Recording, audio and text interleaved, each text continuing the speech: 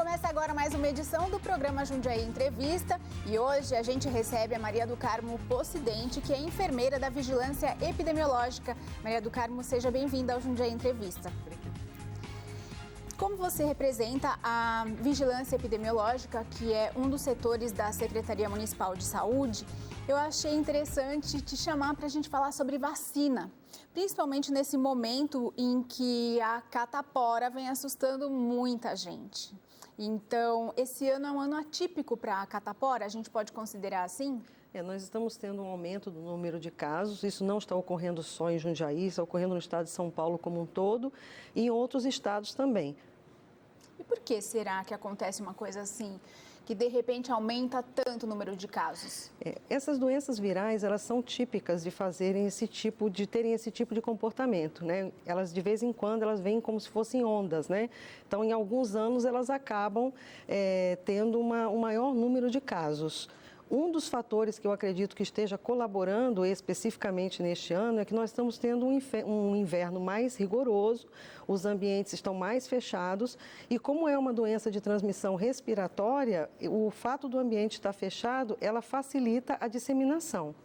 Muita gente pensa, porque as aulas voltaram em agosto, mas na verdade isso já vinha vindo há alguns meses. Já há alguns meses que nós estamos tendo esse aumento do número de casos que está sendo registrado, como eu falei, não apenas na nossa cidade, mas em outros municípios também. Falando um pouquinho mais da catapora, é uma doença viral, é o mesmo vírus da herpes zoster? Na verdade, a herpes zoster, ela é uma reincidência, digamos assim, do vírus da catapora. Quando você tem a catapora ou a varicela, esse vírus, o seu organismo vai combater a doença, mas esse vírus ele vai ficar incubado no seu organismo. Ele fica lá quietinho, né, paralisado, mas em algum momento da sua vida, onde você tem uma baixa no seu sistema imunológico, por algum motivo, seja um estresse, seja alguma outra doença, que a sua imunidade abaixa, você tem uma tendência a que esse vírus volte à atividade. Então, ele volta causando o herpes. E é verdade que quem pega a catapora não pega de novo, fica imune? Exatamente. Quem teve catapora uma vez na vida, ela não vai pegar novamente. Tanto que a gente tem situações, por exemplo, de mulheres grávidas que quando tem contato com uma criança ou alguma outra pessoa com catapora, seja em casa com seu filho, seu marido, ou na escola, né, no ambiente de trabalho, se ela teve história de catapora anterior, então ela tem história, teve quando era criança ou teve na adolescência, ela não vai receber a imunoglobulina, que é digamos assim, um medicamento que é utilizado para combater o vírus da catapora numa pessoa que não possa receber a vacina, como, por exemplo, é o caso da gestante. Agora, se ela já teve uma história de catapora, não, ela já teve quando era criança, então ela não tem indicação de receber, porque a proteção é para a vida toda. E a vacina, hein? Existe essa vacina disponível na rede pública contra a varicela ou catapora? Existe. Ela está sendo indicada pelo Ministério da Saúde para as crianças a partir dos 15 meses até os 23 meses. Então, essa é a faixa etária que, na rede pública, a vacina está disponível. Porém, a gente tem algumas situações especiais que a gente chama do bloqueio.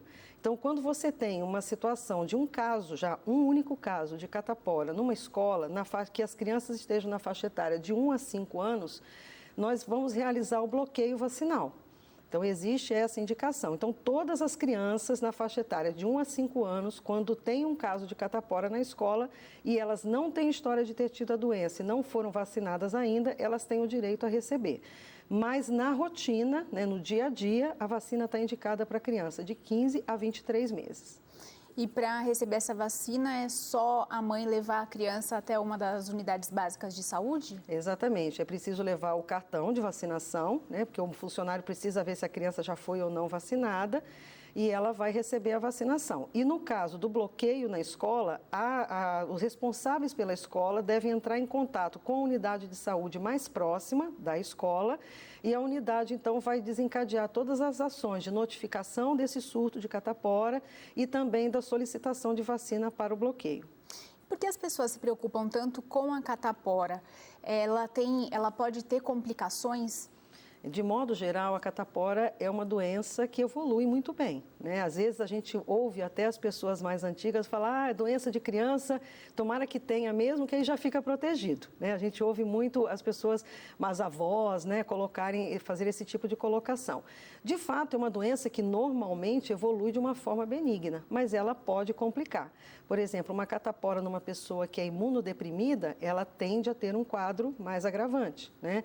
Uma outra situação que a gente sempre recomenda aos pais que tem que ter muito cuidado é com a questão da contaminação. Então, uma criança com catapora, ela vai ter a tendência de coçar, porque a catapora, principalmente no período da seca, né, quando as bolhas estão secando e formando as crostas, ela começa a coçar muito. Então, se a criança coça e está com uma unha contaminada, ela pode contaminar aquela lesão, né? Então, não é o vírus da catapora, é uma bactéria que está fazendo uma infecção secundária e isso pode levar a uma complicação. Então, isso é o grande cuidado da catapora, é esse, manter sempre a criança com as unhas cortadas, sempre orientar a não coçar, né? Então, ter muito cuidado com esse tipo de coisa. Quando é que a doença é transmitida? Em que fase da catapora? Esse também é um fator bastante complicador, porque até 2 dias antes de manifestar os sintomas, a pessoa já está transmitindo.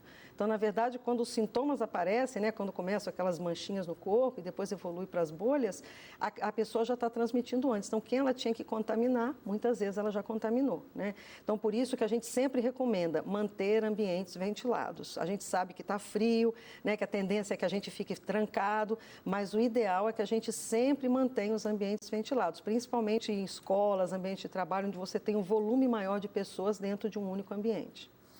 Agora, em geral, além da catapora, que na verdade é a bola da vez, né? Quais são as vacinas disponíveis na rede pública? Eu sei que são muitas a partir dos primeiros meses de vida de uma criança. Hoje nós temos disponível no calendário da rotina, que é aquelas que estão disponíveis na unidade de saúde, nós temos 15 vacinas que protegem contra 18 doenças.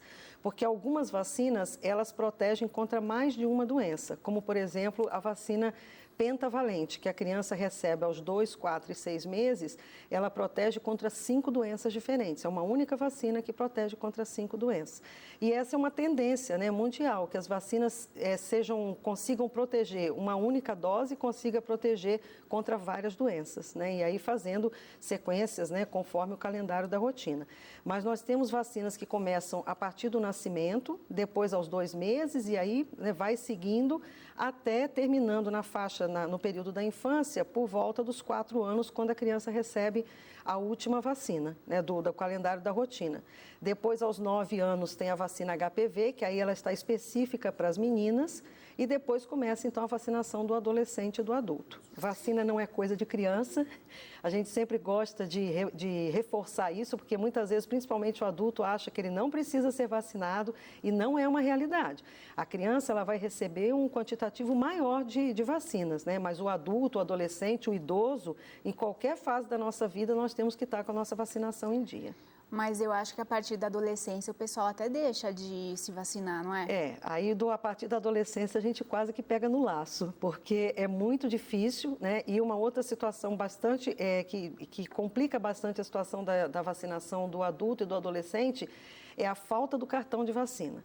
Então, a criança, normalmente, os pais têm o cartão, guardam, né? Mas depois, quando volta para a vacinação de 15 anos, muitas vezes já não tem, e o adulto, então, pior ainda, né? Então, ele recebe uma vacina porque ele vai entrar num emprego novo, aquela firma está exigindo a vacina do tétano, né? Que é a dupla adulto, contra tétano e difteria.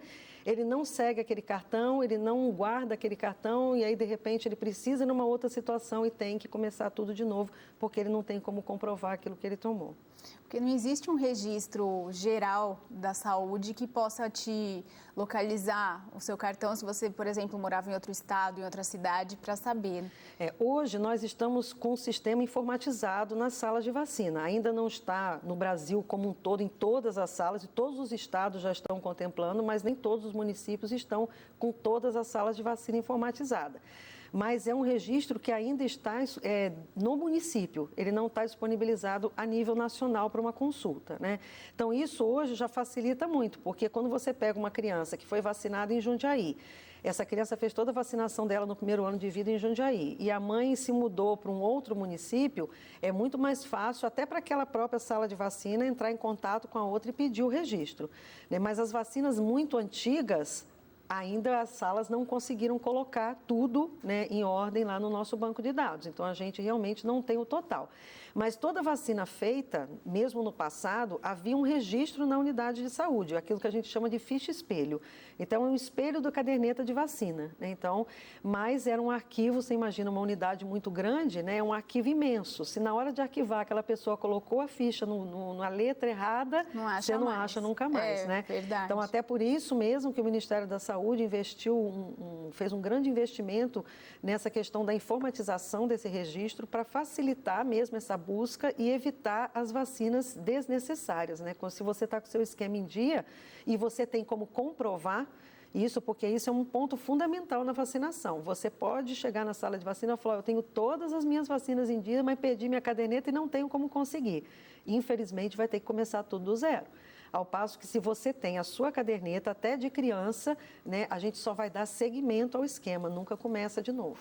Tomar vacina a mais pode fazer mal?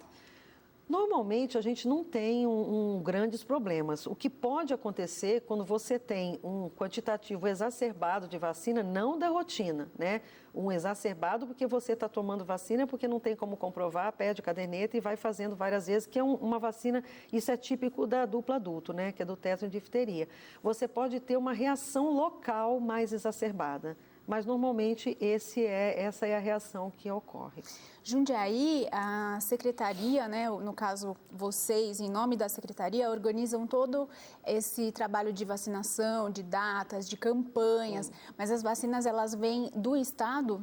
Não, as vacinas vêm do Ministério da Saúde, assim como o calendário, ele é definido a nível nacional e as datas de campanha também. É o Ministério da Saúde que define essas datas. Então, acontece sempre igual no país inteiro? Isso, igual no país inteiro. O calendário também é disponibilizado, todas as vacinas naquelas idades, elas são disponibilizadas para o país como um todo.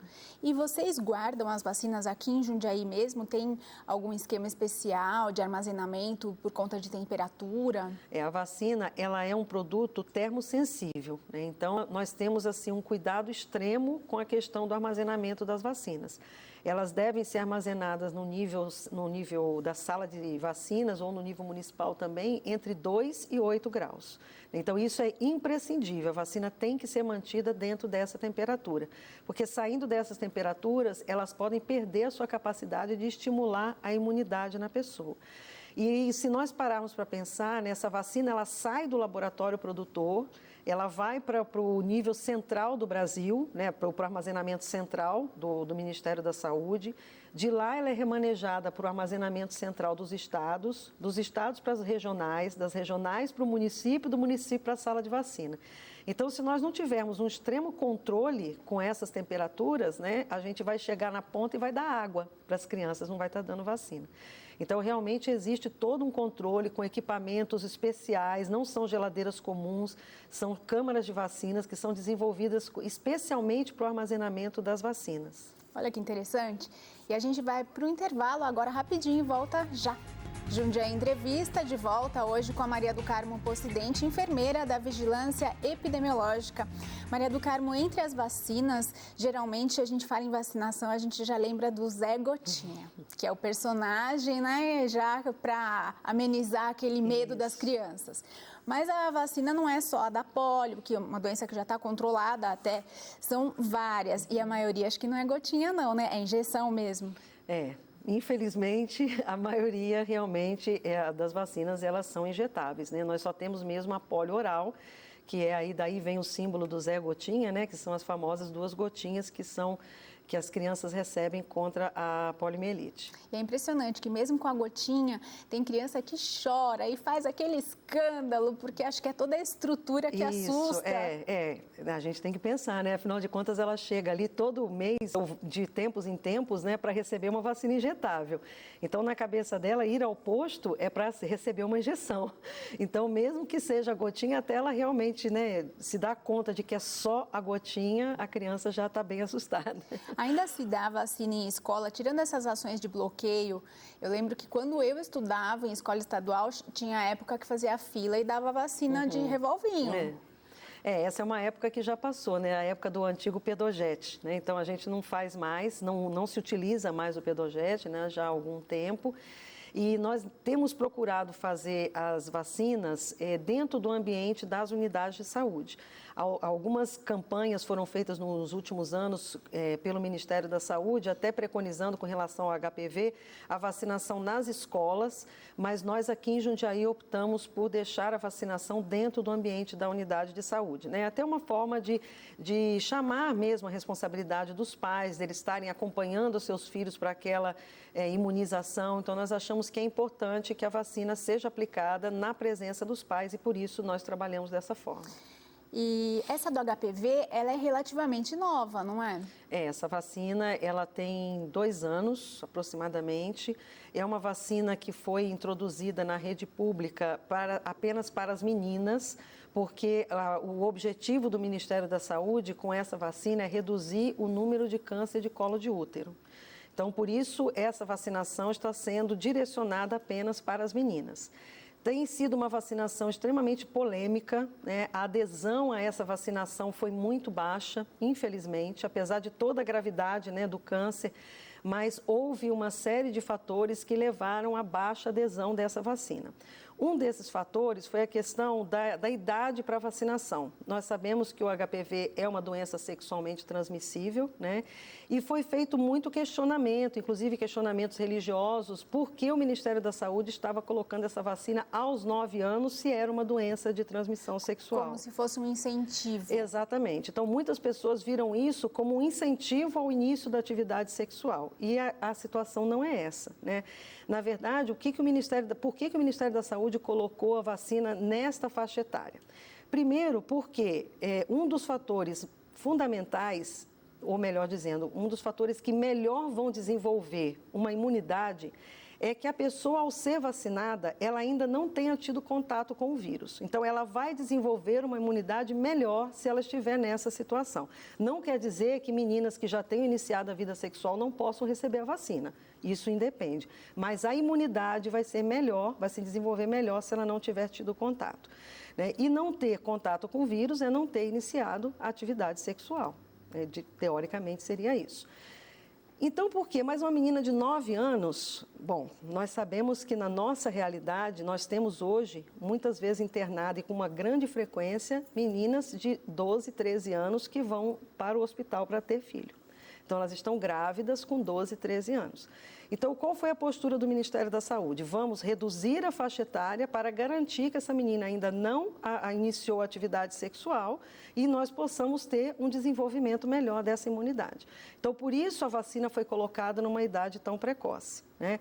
E, de forma nenhuma, o Ministério está incentivando o início da vida sexual, até porque o HPV não é o único vírus transmitido, né, sexualmente. Nós temos o HIV, que não tem cura, não tem vacina, então é uma situação extremamente grave, né, muito mais grave.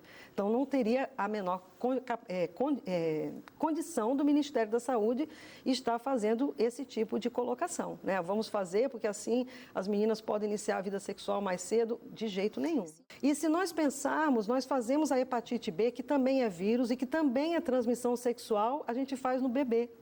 Então, né, nós podemos ver que não é esse o objetivo. O objetivo é realmente que a gente tenha uma vacina mais efetiva, né, e que as meninas possam ficar livres dessa situação do câncer. É claro que o fato de estar vacinada não quer dizer que quando ela estiver adulta ela não vai fazer o exame preventivo, nada disso. Continuam todas as orientações. Rotina de cuidados normal. As rotinas de cuidados não vão mudar, tá? Mas é importante que seja feito essa colocação, porque muitas vezes os pais deixam de vacinar as crianças por conta de que acham que vão incentivar a vida sexual das suas filhas. Ou às vezes até para evitar talvez um assunto com o filho desse tipo, né, mais voltado à atividade sexual. Então é melhor nem levar para tomar vacina, porque eu vou ter que explicar o que é a vacina e eu vou ter que conversar sobre isso.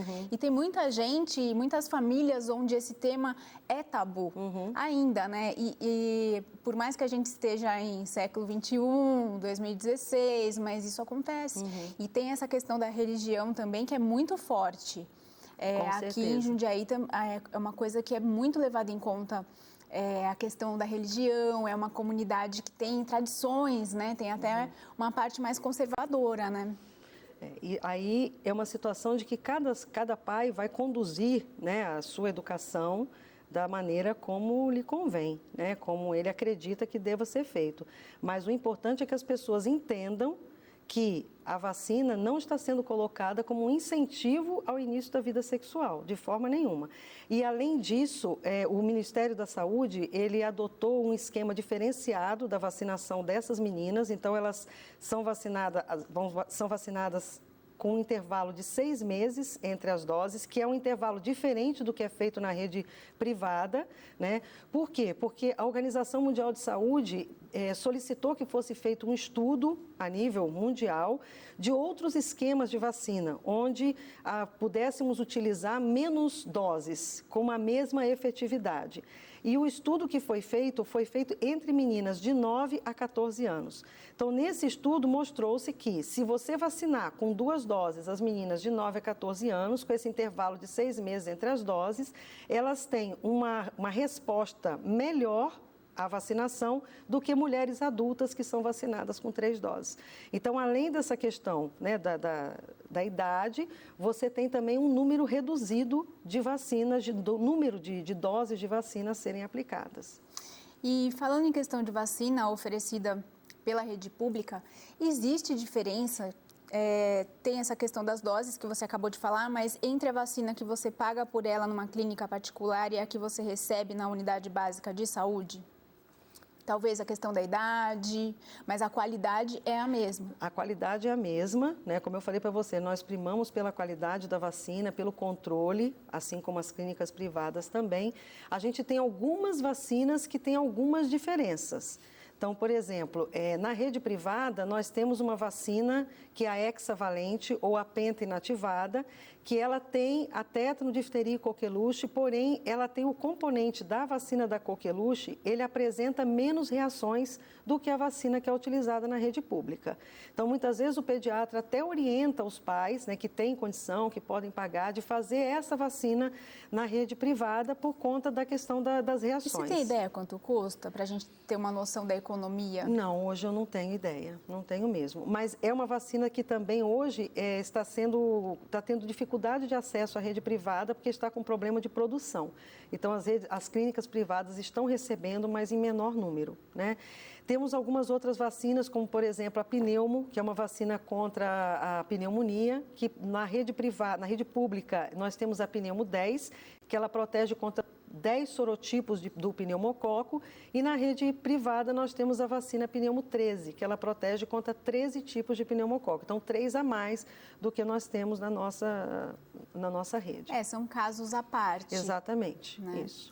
E essa questão de H1N1, que acho que foi recente que o pessoal estava atrás de vacina de H1N1, quando aparece alguma coisa diferente, né? É gripe suína, é gripe aviária, é um monte de gripe que assusta as pessoas. E aí elas correm para as clínicas particulares e muitas vezes nem tem disponível, porque muita gente ao mesmo tempo procurando por uma coisa que estava sem procura nenhuma. E nessas ocasiões vocês fazem uma vacinação quando existe um perigo de epidemia? Aí é muito relativo, vai caso a caso, né? No caso do H1N1, o Ministério da Saúde ele disponibiliza a vacina para aqueles grupos que têm o maior risco de evoluir para formas graves. Então, mesmo esse ano, nós temos tido um número maior do H1N1, que é um vírus e ele vem também, como eu falei no início, em ondas, né? Então, cada ano ele tem um comportamento. o Ministério da Saúde não abre essa vacinação, até porque nós não temos vacina suficiente para atingir outros grupos. Tem que ter prioridade. Tem que ter prioridade. Para você ter uma ideia, normalmente nós temos uma sobra dessa vacina todos os anos. E aí o que nós fazemos? Nós estabelecemos outras estratégias. Começamos a vacinar outros grupos e depois, como ano passado, abrimos para a população em geral. Esse ano, vacinando apenas os grupos que eram direcionados para essa vacinação, a nossa vacina acabou. Então, hoje o que nós temos é para a segunda dose das crianças, para as grávidas que estão chegando e a vacina está no final. Então, se nós tivéssemos aberto para outros grupos, nós não teríamos conseguido vacinar os grupos prioritários. Tem uma dúvida muito comum sobre a vacina da gripe. É verdade que quem toma a vacina contra a gripe tem alguma reação e tem uma gripe levinha logo em seguida? Olha, a vacina da gripe, eu costumo brincar falando que o vírus na vacina da gripe ele está morto e esquartejado. Por que eu brinco assim? Porque nós não temos, o vírus ele não é só morto, né? Eu tenho pedaços desse vírus. Então, se eu não tenho um organismo vivo, em hipótese nenhuma eu posso desenvolver a doença. A doença ela só pode ocorrer quando você tem uma vacina com um vírus vivo, que o vírus pode sofrer uma mutação e acabar desenvolvendo a doença. É uma possibilidade. Mas na vacina da gripe, não. O que acontece é que muitas vezes a pessoa já está contaminada, tomou a vacina, mas ela está naquele período de incubação. Ela já se contaminou, ainda não manifestou. Ela tomou a vacina e 2 dias depois acontece da manifestação daquilo que ela já havia se contaminado.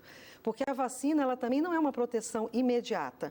O organismo precisa em torno de 10 a 15 dias para desenvolver a imunidade. Então, se eu tomei a vacina hoje, eu só vou ter imunidade daqui a aproximadamente 15 dias. Durante esse período eu estou exposta. Então, isso acontece. E uma outra situação que algumas pessoas, elas apresentam, sim, um pouco de mal-estar, dor no corpo, às vezes uma febre baixa, né, dor no local da aplicação, que são reações pertinentes à vacina, são reações esperadas da vacina. Então, são essas duas situações. Mas desenvolver, eu tomei a vacina e peguei gripe. Não, isso não existe a menor possibilidade. Está esclarecido, então. Antes de terminar, uma última pergunta. Você que trabalha com vacina, com saúde, qual o seu sonho? Que existisse uma vacina para quê? Uma vacina única, que a gente pudesse proteger contra tudo, né? Porque a gente tem uma dificuldade muito grande de completar os esquemas, né? É muito duro quando a criança chega na sala de vacina e ela está super atrasada e você tem que ver o que você vai aplicar, o que você vai priorizar, né? E você também muitas vezes fazer 3, 4 injeções naquela criança. É difícil para a mãe, é difícil para a gente também, né? Porque a gente não gosta de fazer isso. Mas, para mim, meu sonho seria isso, que a gente conseguisse fazer o maior número de vacinas, de proteger contra o maior número possível de doenças, com o menor número de aplicações de vacina. Boa resposta. Muito obrigada pela participação. Jundiaí Entrevista vai ficando por aqui. A gente volta na quarta-feira que vem. Até lá.